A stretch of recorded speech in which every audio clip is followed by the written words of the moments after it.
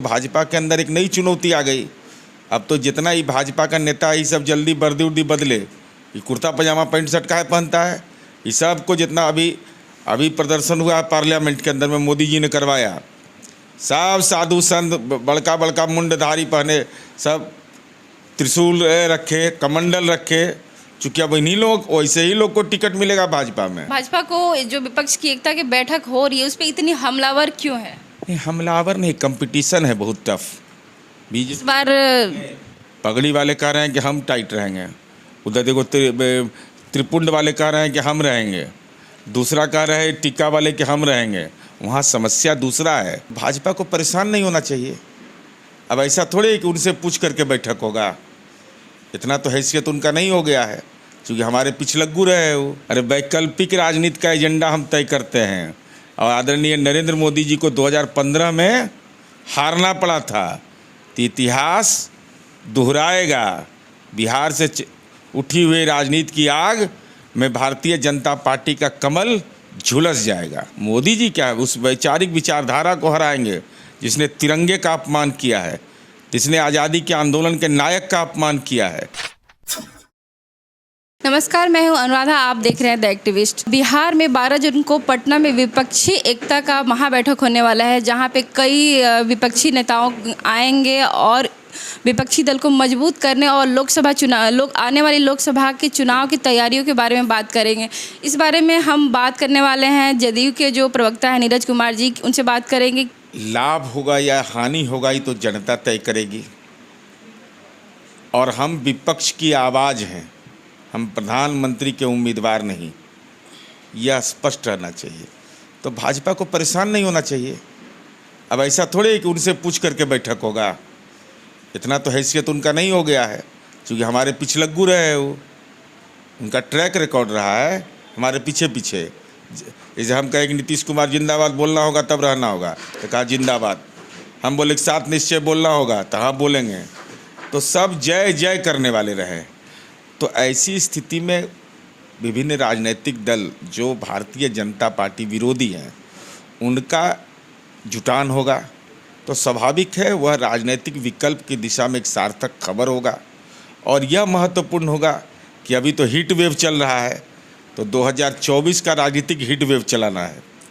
तो heat wave चलाने के लिए विपक्षी एकता की गोलबंदी आवश्यक है। इसलिए भारतीय जनता पार्टी को परेशान नहीं होना चाहिए। ऐसे भी साधु, अब तो भाजपा के अंदर एक नई चुनौती आ गई। अब तो जितना ही भाजपा का नेता ये सब जल्दी वर्दी उर्दी बदले, ये कुर्ता पजामा पैंट शर्ट काहे पहनता है, ये सब को जितना अभी प्रदर्शन हुआ पार्लियामेंट के अंदर में मोदी जी ने करवाया, सब साधु संत बड़का बड़का मुंडधारी पहने, सब त्रिशूल रखे, कमंडल रखे, चूँकि अब इन्हीं लोग वैसे ही लोग को टिकट मिलेगा भाजपा में। ये भ्रम में है कि कुर्ता पजामा पहन करके रोज़ बृहस्पतिवार को मुर्गा खा करके आप टिकट ले लीजिएगा। अभी सनातनी का भाजपा है, तो वहाँ नियम बन गया है। चूँकि अभी आदरणीय नरेंद्र मोदी जी ने जो संसद में तस्वीर दिखाई, एक संसद की वह तस्वीर थी जहाँ डॉक्टर भीमराव अंबेडकर, पंडित नेहरू, जवाहरलाल नेहरू, मौलाना अबुल कलाम आज़ाद जैसे लोग पार्लियामेंट के अंदर थे। आज वह तस्वीर आई है कि वाराणसी जो उनका संसदीय क्षेत्र है, वहाँ के साधु संत का अपमान करके आध्यात्मिक अपमान किया और दक्षिण भारत से बुला लिए।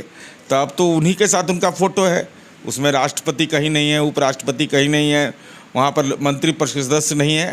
तो हमारी समस्या भारतीय जनता पार्टी की आवश्यक अहर्ता हो गई है कि जो रुद्राक्ष का माला पहनेगा, जो कंठी माला रखेगा, जो कमंडल रखेगा, चुट्टा रखेगा, पगड़ी पर त्रिशूल लगाएगा, तो त्रिपुंड धारण करेगा, वही सबको टिकट मिलेगा।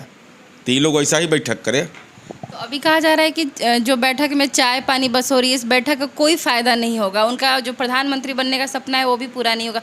और ये भी कहा जा रहा है कि ये जो बैठक है इसमें भ्रष्टाचारियों की एकता की बैठक है। अच्छा, और वो बेचारे जो है वो हेमंत बिस्वा शर्मा आज़ादी की लड़ाई में उनके यहाँ CBI गया था, एगो बीजेपी का प्रवक्ता मनोज शर्मा के यहाँ परसों ने ED का छापा पड़ा है। तो बेचारे सामाजिक परिवर्तन स्वामी सहजानंद सरस्वती के सपना को पूरा करने के लिए पड़ा था। ये जो गया शिक्षक निर्वाचन क्षेत्र के जो MLC उनके जीवन लाल हैं, वहाँ इनकम टैक्स का रेड हुआ था, तो वहाँ डॉक्टर राधाकृष्णन के शिक्षा पर रेड हुआ था क्या? ये बी येदियुरप्पा क्या थे? बी येदियुरप्पा क्या थे? अरे वैकल्पिक राजनीति का एजेंडा हम तय करते हैं और आदरणीय नरेंद्र मोदी जी को 2015 में हारना पड़ा था, तो इतिहास दोहराएगा। बिहार से उठी हुई राजनीति की आग में भारतीय जनता पार्टी का कमल झुलस जाएगा। तो भाजपा को जो विपक्ष की एकता की बैठक हो रही है उस पर इतनी हमलावर क्यों है? नहीं, हमलावर नहीं, कंपटीशन है बहुत टफ। इस बार पगड़ी वाले कह रहे हैं कि हम टाइट रहेंगे, उधर देखो त्रिपुंड वाले कह रहे हैं कि हम रहेंगे, दूसरा कह रहे हैं टीका वाले कि हम रहेंगे। वहाँ समस्या दूसरा है, क्योंकि नरेंद्र मोदी इस देश के ऐसे राजनेता हैं जो आज़ाद हिंदुस्तान में सबसे ज़्यादा मंदिर तोड़े हैं। तो जो गुनाह करेगा ना उसका अनुयायी ज़्यादा चित्कार करता है। जैसे अपराधी रहेगा तो अपराधी क्या कहता है? जात का नारा ज़्यादा लगाता है। तो हिंदू धर्म का मंदिर सबसे ज़्यादा ही लोग तोड़वाया, हिंदू हिंदू ज़्यादा ही सब बोलता है। इसीलिए कंपटीशन है और कोई बात। ऐसे वो लोग सब जानता है कि जब हमारे नेता हार गए थे हम लोग तो उनके अनुयायी। बैठक का इस बार फायदा होगा, लग रहा है कि बिल्कुल सार्थक नतीजे निकलेंगे। अब तो नई चुनौती आ गई। जिस मोदी जी को हराना है, मोदी जी तो अब मोदी जी को हराना, विचारधारा को हराना है। मोदी जी तो एक नुमाइंदा उसके हैं। मोदी जी क्या, उस वैचारिक विचारधारा को हराएंगे जिसने तिरंगे का अपमान किया है, जिसने आज़ादी के आंदोलन के नायक का अपमान किया है, जिसने शहीद आजम भगत सिंह को वीर नहीं कहा है, जो अंग्रेज़ से 5 बार माफ़ी मांगा, सावरकर का जो पुजारी है, जो गोडसे का पक्षधर है, वैसी ताकत को हराएंगे। हमारे साथ थे जदयू के प्रवक्ता नीरज कुमार जी। इन्होंने कहा है कि जो बीजेपी की विचारधारा है इस बार उसको हराना है। वहीं आप इनकी बातों पे कितना सहमत है अपने विचार को कमेंट बॉक्स में लिखिए। फेसबुक पेज पे नए हैं तो हमारे चैनल को शेयर लाइक कीजिए। हम यूट्यूब चैनल पे नए हैं तो हमारे पेज को सब्सक्राइब कीजिए।